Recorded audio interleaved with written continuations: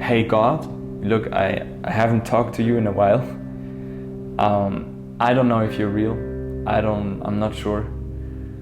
But if you're real, with open hands and literally crying, like crying super hard, I was like, if you're real, help me right now.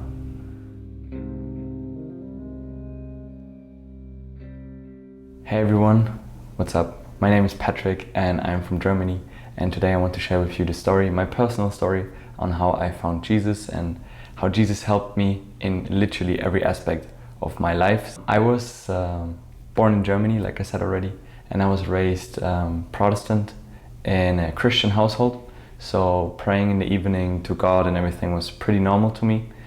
I would say I had a pretty good connection to all that stuff. It was normal for me to be also one of the only really more devoted Christians in class who really went regularly to church and everything like that, until I guess I would say puberty hit in, and I started to just care about the opinion of others and be cool and whatnot.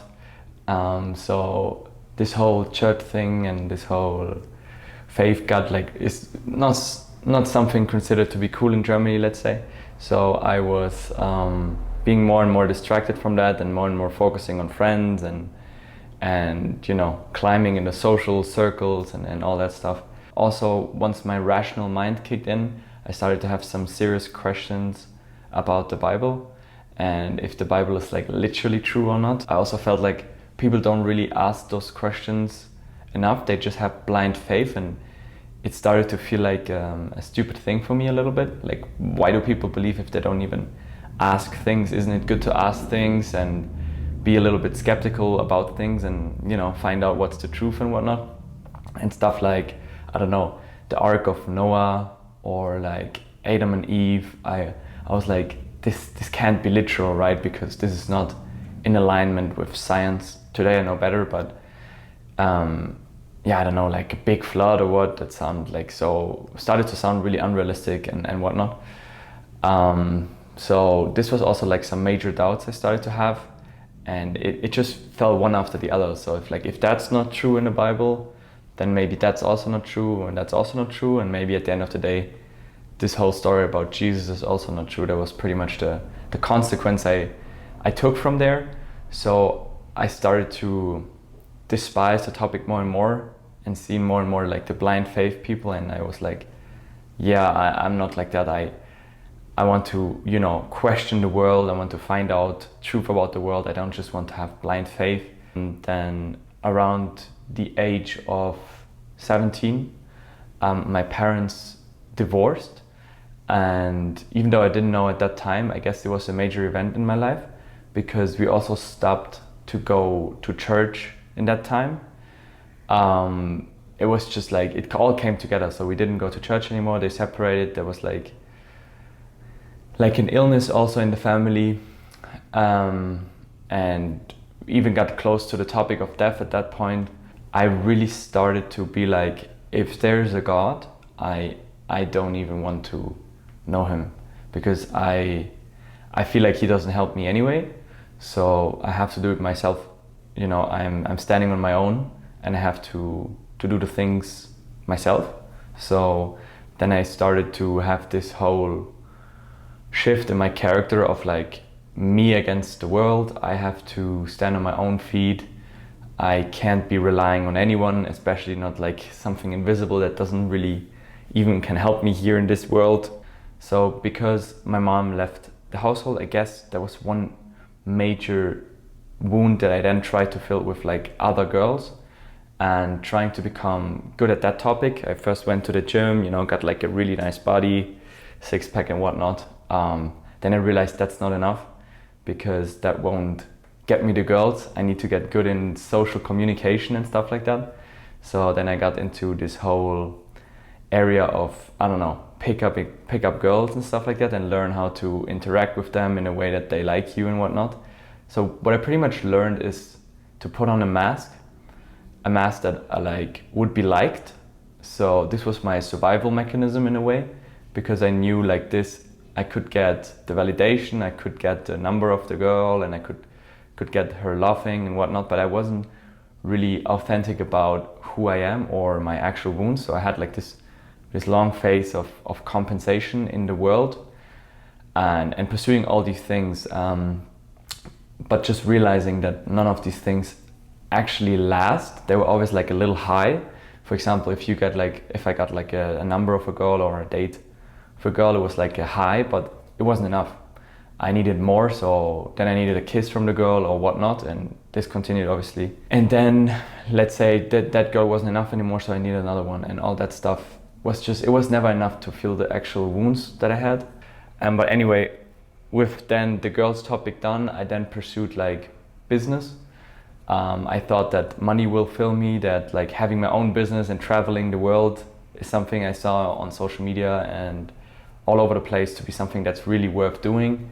So all these people, hanging around on the beach and with their laptop, their MacBook, doing a little bit of work and, living the dream pretty much.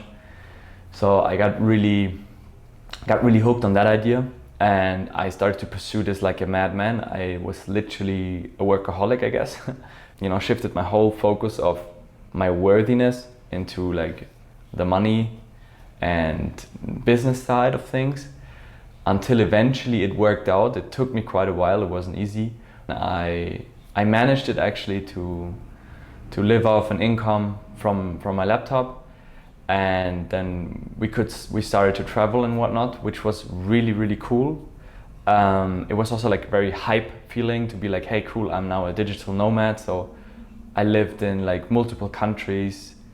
I lived in the Caribbean Sea, I lived in Dubai, I lived in Istanbul, I lived in the Dominican Republic afterwards, I lived in Spain, I lived in all those places. It was cool to see a new culture always, so don't get me wrong, but it wasn't filling the actual void that I had inside of myself. I had reached what I thought is like the goal of society, let's say. So I had like a nice cute apartment close to the Caribbean Sea. I could live pretty comfortably. I didn't have to worry so much about money. I didn't work a lot in that time because I was like relaxing. So I worked maybe like 2-3 hours per day on average, maybe 4. I had this feeling of like, what now? Because that's it. That's the whole matrix. That's the whole, become self-employed, make your own business and travel and what. That's it. Like I played it through and I was like, that's it. Then I realized I have to help other people, I don't know, there came this huge drive of helping others. But it wasn't from a place of abundance, it was more from a place of filling my void. So then I started to help others, in marketing, because I also wanted to help them live that lifestyle. Even though I knew kind of that lifestyle is not the actual goal, it's kind of weird, but I was like, that's the only thing I can help people with. So people seem to want to live this lifestyle, so I'm helping them to get there. But anyway, there was another development in that same time emerging, because I realized this world is not everything that there is. And I started to read about spirituality. And there was this major concept of you are not your thoughts, you are the one who is listening to your thoughts. And that was a major, major thing. So there was like one day, I remember I was going up to the rooftop pool and I was like, I had this click, I was like, wait, it's true. If I can hear my thoughts going on in my head, meaning I am not my thoughts, but I am the one who's listening. So I am the awareness or the consciousness who's listening to my thoughts, because if not, I couldn't hear them, right? And I had this little waking up moment of like, oh boy, that's crazy. So the whole concept of who I am might not even be true. Like, maybe I'm way more than I think I am, and maybe there's a whole lot to discover about me. So I got into this whole journey of like finding out who am I, and what's reality, I guess. Like, what's the reason we're here? What's the purpose of all this? And I researched and I learned a lot about all that stuff to really, I guess you could call it like the new era or the new age spirituality direction. Just to find out answers. I just wanted answers at that point, because I was like, I achieved everything that the world says is worth achieving. So I was like not interested in the world anymore. So I was only interested in the spiritual realm. So I started to really dig there, and yeah, I wanted to know what this is all about, right? I felt like there's so much to learn, you know, there was so many things and there's so many angles and so many things to read, and it was really exciting to have the feeling myself that my own consciousness level is like rising and rising and rising. So I felt like I understood the world more, I understood it more into the context of everything. It really helped to process all that stuff and to get up like some old wounds and process them, feel them, and not be too attached to them, so you can process them properly and don't go crazy about them, right? But also there was a development which I'm gonna get into now, which is also the climax of my testimony. It's this whole thing of ego death. So because you are not your thoughts, you're not your body, you're not your past, you're not your hobbies, you're not your character's pretty much also like something you can shape and form as you want. You can manifest a different character into your life. This different character would get different results. So pretty much everything around you is apparently just a manifestation of yourself. So there was this whole idea of shaping yourself new in a way that if you shape yourself different, you're gonna achieve a different life, okay? This is this whole manifesting thing that many people probably know. And this whole idea only works if you empty yourself first.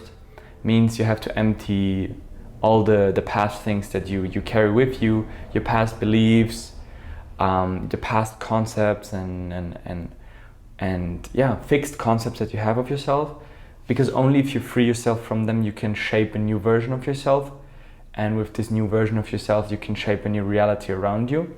And I really made this separation process step by step and separated myself from all these old concepts. This ended up in a climax of me being detached from everything. I didn't feel like I am Patrick anymore. I am just the observer of Patrick, and Patrick is just, you know, like a few letters that were given to me. You know, it's just a fixed concept from the past. I really detached 100% from all these past concepts, which was a very freeing experience in the beginning. I have to say it was very freeing even, and it felt super amazing from terms of, wow, I have reached this high level of detachment, you know, getting closer to the scale of enlightenment and whatnot that Buddha has reached and whatnot. There was this 1 week, okay? In this 1 week, we smoked a lot of weed, because with weed I felt like I have more access to the ultimate consciousness and I can download more truths, and these truths help me understand everything and whatnot. So we did smoke a lot of weed, and there was one evening where I had a really, really weird experience. I had the feeling that I am quite literally gonna wake up now and, you know, be in the movie of the Matrix. So because I was so detached from what's real and what's not, and I really wanted to detach also, this whole ego death that I don't really exist, I am just unlimited consciousness, got me to this idea that none of this is real. Like everything that you're experiencing, none of it is real. I had a complete and utter detachment from reality. And this was super, super scary, but at the same time super exciting, because I was waiting for this moment of waking up, having this enlightened state to realize that nothing is real and I am unlimited consciousness. So I was waiting at the same time for this. So I was excited while being super scared, because I was like, it might gonna be like this, click, and then I'm nuts, then I'm crazy, because then I'm that guy who's gonna walk around in the street and be like, none of this is real, guys, you know, like these crazy people on the street, you know, who scream that stuff. So I was super scared I'm gonna turn like absolutely insane. It also felt like dying pretty much. It felt like I was turning into nothing. And this started really like a chain of being super anxious and super scared because of this fear of death that then really started to manifest. And it was a horrible, horrible feeling. Probably like these feelings, like the fear of dying that actually manifested really strong, was probably the worst feeling I ever experienced in my life. this then manifested into panic attacks that I had, like a few, the weeks following to that. So when my body was shaking and I couldn't control my body anymore, it was like bibbering and everything, and my hands were turning like white, like having problems to breathe, exactly, having not enough air. So it was a super new experience for me to have this, and I didn't like it at all. It was absolutely horrible that time. It was a matter of few weeks where I was like, that is an absolute horrible life. Like, to be afraid of going to bed, to think like the whole day, like, oh boy, maybe today I'm gonna have another one. Oh boy, I don't want to have another one. And then it's starting already. Like the blood is like, it's like turning out of your hands. And you're like, oh boy, it's starting. And then when you say, oh boy, it's starting, it's like getting worse. And it's getting worse, and it's getting worse. And you have to calm yourself constantly. It's a super weird battle that you have then the whole day, and you can't really relax. So this was really, really bad. And like I said, the panic attacks were so bad because I was literally afraid I'm gonna die and turn into nothing, and I'm just gonna die, because my whole body was like this shaking. I was afraid that my heart is just also gonna shake and just stop, right? So that was like, I thought that's gonna be it. There was one night where I was like about to have another panic attack, and I just couldn't take it anymore. I was literally like, boy, I can't anymore. Like, this is too much. Like, where have I gotten into? Why am I so low? I thought I'm raising in consciousness, not falling. You know, I felt like super low. So I was like, I can't anymore myself. And there was like a voice inside of me that told me, pray. Pray. Go on your knees next to your bed and pray. And I was like, pray, but pray to who? You know, like, I don't even believe in God at that point. Like, I don't even think that there is anything like an external being. I am God, you know, I am consciousness, I manifest everything. So this is all my own power manifesting stuff. So who should I pray to, right? Anyway, pray. I was like, having definitely a huge amount of resistance to do that, because I haven't prayed in years, like literally 8 or 9 years the last time I prayed before. So I was like, okay, going on my knees, and I was like starting to talk to God as if he were real. So I was like, hey God, look, I haven't talked to you in a while. I don't know if you're real. I'm not sure. But if you're real, with open hands and like literally crying, like crying super hard, I was like, if you're real, help me right now. Like, I need you right now, right here, right now. I can't anymore. I got myself into something that I can't get out of. It's like a vicious downward cycle that's dragging me into like a place that I don't want to be, into a person that I don't think I am. It's just completely destroying my life, like the experience of life that I had. And I was like, I can't take this alone anymore. Please help me. And I also remember saying, if you help me tonight, I will believe in you. And he did. He took, in that evening, like I said, that panic attack was already was emerging, so I was starting to have one, but then I was like, pray. And he took the anxiety from me in that evening, and it maybe was one of the first nights where I started to sleep super relaxed again. And then I completely got hooked on praying. I was just starting to pray because I felt like he's filling me with a peace and with a, like, not an understanding like it was with the New Age spirituality. I didn't understand what was going on. I didn't.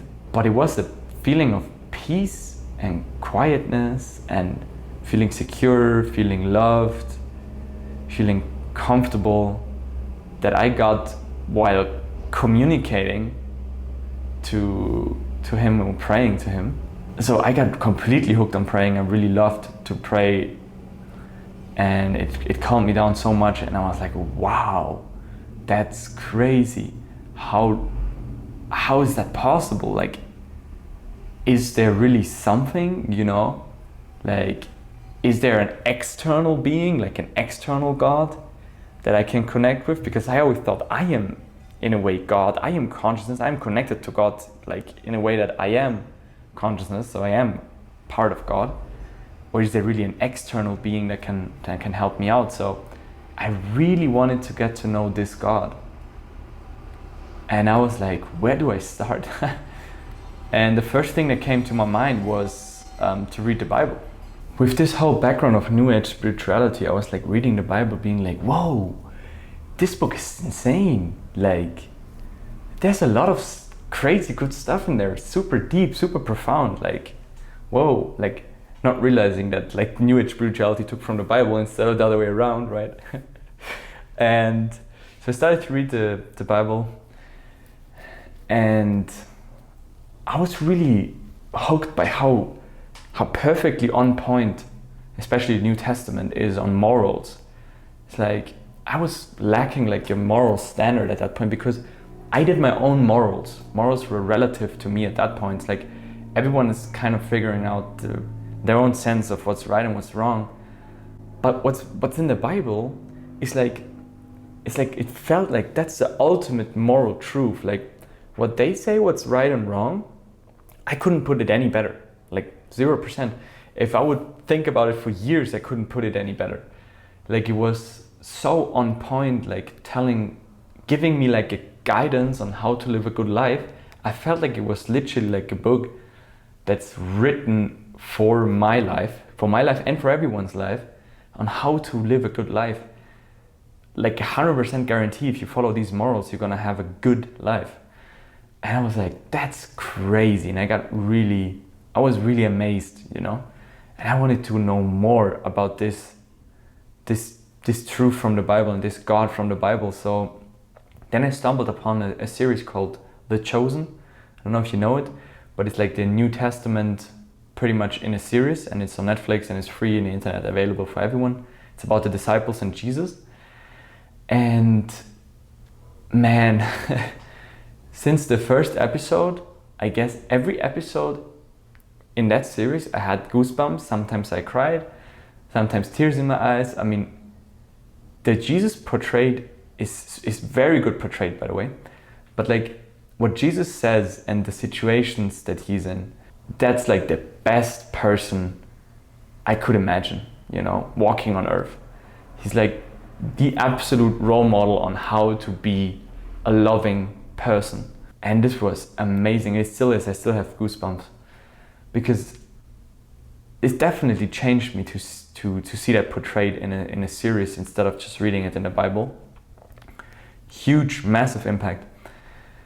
Then I talked with my friend Gabriel about this series, who also was definitely looking for some spiritual answers and like was super open to Christianity because he was also raised Christian. And we started to dig more and more into this topic, watching the series together, talking about how we can combine New Age spirituality with Christianity, if there's like a way to see how both things are true, you know, maybe Buddha was right and Jesus was right. And we really try to match the concepts somehow, so we have like a belief system that's like all-inclusive. But the more we digged into that, the more we realized that New Age spirituality isn't really a belief. It's more like everything meshed together from all world religions into one kind of thing. But there's strong contradictions even in New Age spirituality itself. Like, do you have reincarnation, or do you have just heaven? Or like, you know, do you always continue, or is there like literally an eternal place, for example, right? All these stuff. There was like a lot of concepts that I needed to figure that out, because I'm a very rational, very logical person. So I needed to figure out all these rational questions and answers of these concepts. It wasn't enough for me just to feel amazing praying and connecting to God, and then more and more often connecting to Jesus as well. I definitely needed the logical answers as well. So I did read a lot of logical arguments. I read an amazing book. It's called I Don't Have Enough Faith to Be an Atheist. So it was like all arguments for God, and this helped me a lot because my rational mind, which was pretty much controlling my life before that point, could finally calm down because it realized that the rational arguments for God and Jesus are actually strong, really strong. The rational arguments are even stronger for God and for Jesus than against them. So that was super, super, super key for me to have like this rational foundation to base my faith on. When I had this done, like intellectually done, I could just really open up and really believe. Going to church and really feeling His presence, so much peace, so much happiness, healthier friendships. I mean, my personality changed. I've overcome insecurities. I've healed past wounds with Him. I feel like my desires in my heart are changed, you know, like back in the day I was more driven to fill myself. Now I'm more driven to fill others, you know. I have a huge drive not to sin anymore. I don't want it because every time I sin, I feel like my connection to this eternal source of love, infinite source of love, is being cut off a little bit, and I don't want to don't want to lose that connection anymore. It's so precious for me to connect to Him every day in a personal private prayer, to go to church and to feel His presence. Like I've changed from I want to control my own life to like I just give Him like the steering wheel and I'm just in the back seat being happy. I can be a little bit more childish again. So He really gives me this security of doing what I actually want, being not afraid of things, because I ultimately know He has my back. He is my ultimate security when I fall, when I die, that I will be with Him. So this ultimate sense of security is absolutely freeing and crazy because you can do stuff that you didn't have the courage to do it before. So He gives me a lot of courage. Yeah, man, He literally changed every aspect of my life, changed my whole purpose. I know now why I'm here. The sense of just knowing I'm gonna be alright. The sense of trusting to know that like I have a best friend up there who's taking care of me. And I have this huge feeling of being loved and being accepted by Him for my being, not for my actions. I wouldn't change it for anything. Wouldn't change it for money, wouldn't change it for fame, wouldn't change it for girls. This is the best feeling and fulfillment level that I ever had, and so why would I change it for anything, right? That's pretty much my story on how I found Jesus, and let's see where this is gonna take me, but I'm sure it's gonna be a really, really, really nice journey with Him. So cheers to you. Open your heart to Jesus. Let Him fill you if you ever feel the need to. It's worth it.